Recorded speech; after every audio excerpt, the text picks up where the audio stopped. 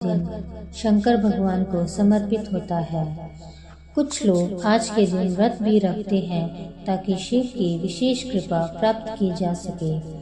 बाबा भोलेनाथ के आशीर्वाद के लिए आप भी सोमवार का व्रत कर रहे हैं तो शिव व्रत कथा को पढ़कर या सुनकर इस उपवास को पूरा करें। सोमवार व्रत की विधि। नारद पुराण के अनुसार सोमवार व्रत में व्यक्ति को प्रातः स्नान करके शिव जी को जल और बेलपत्र चढ़ाना चाहिए तथा शिव गौरी की पूजा करनी चाहिए।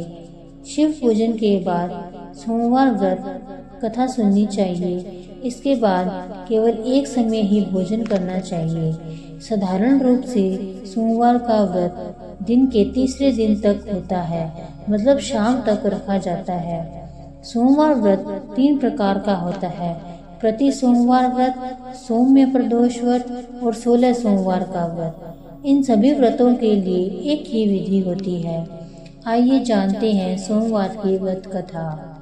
एक समय की बात है, किसी नगर में एक साहूकार रहता था। उसके घर में धन की कोई कमी नहीं थी, लेकिन उसकी कोई संतान नहीं थी। इस कारण वह बहुत दुखी रहता था।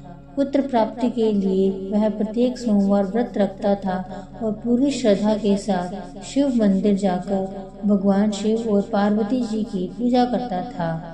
उसकी भक्ति देखकर एक दिन मां पार्वती प्रसन्न हो गई और भगवान शिव से उस साहूकार की मनोकामना पूर्ण करने का आग्रह किया।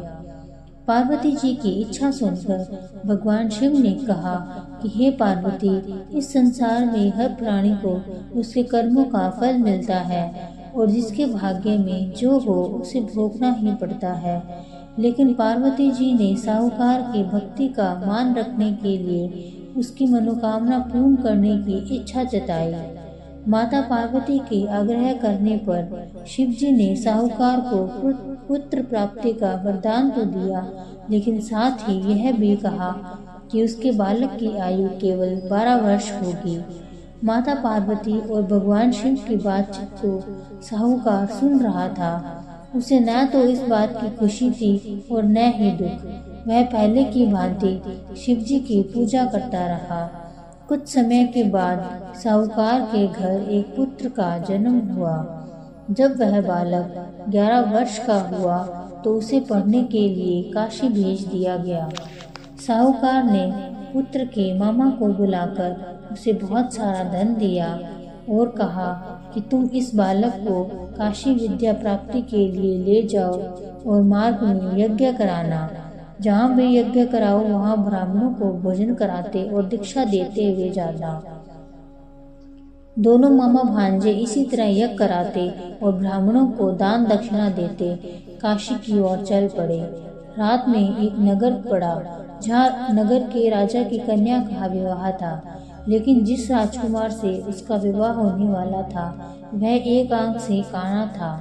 राजकुमार के पिता ने अपने पुत्र के काना होने की बात को छुपाने के लिए एक चाल सोची। साहूकार के पुत्र को देखकर उसके मन में एक विचार आया। उसने सोचा, क्यों न इस लड़के को दूल्हा बनाकर राजकुमारी से विवाह करा दूं।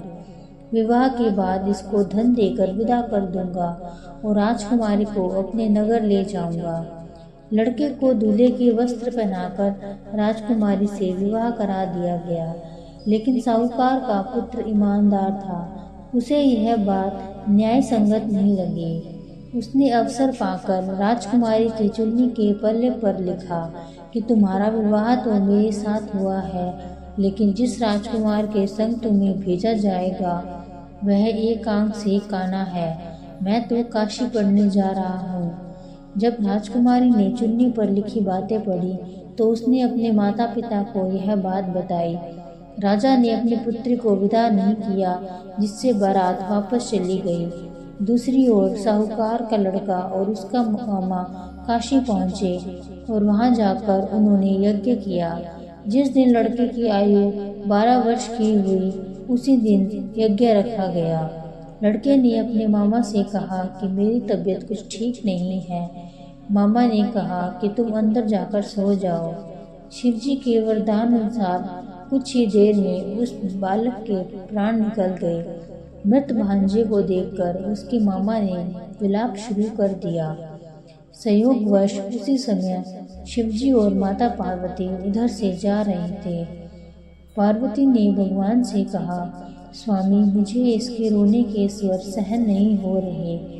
आप इस व्यक्ति के कष्ट को अवश्य दूर करें। जब शिवजी मृत बालक के समीप गए तो वह बोले कि यह उसी साहूकार का पुत्र है जिसे मैंने 12 वर्ष की आयु का वरदान दिया। अब इसकी आयु पूरी हो चुकी है।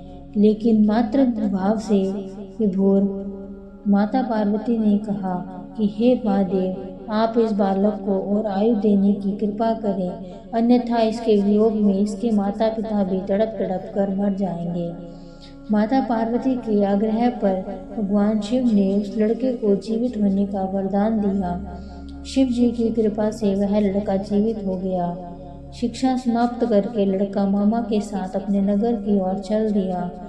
दोनों चलते हुए उसी नगर में पहुंचे जहां उसका विवाह हुआ था। उस नगर में भी उन्होंने यज्ञ का आयोजन किया। उस लड़के के ससुर ने उसे पहचान लिया और महल में ले जाकर उसकी खातिरदारी की और अपनी पुत्री को विदा किया। इधर साहूकार और उसकी पत्नी भूखे प्यासे रहकर बेटे की प्रतीक्षा कर रहे थे। उन्होंने प्रण कर रखा था कि यदि उन्हें अपने बेटे की मृत्यु का समाचार मिला तो वह भी प्राण त्याग देंगे। परंतु अपने बेटे के जीवित होने का समाचार पाकर वह बेहद प्रसन्न हुए। उसी रात भगवान शिव ने व्यापारी के स्वप्न में आकर कहा, हे श्रेष्ठी, मैंने तेरे सोमवार के व्रत करने और व्रत कथा सुनने से प्रसन्न होकर तेरे पुत्र को लंबी आयु प्रदान की है। इसी प्रकार जो कोई सोमवार का व्रत करता है या कथा सुनता और पढ़ता है, उसके सभी दुख दूर होते हैं और समस्त मनोकामनाएं पूर्ण होती है। हर हर महादेव।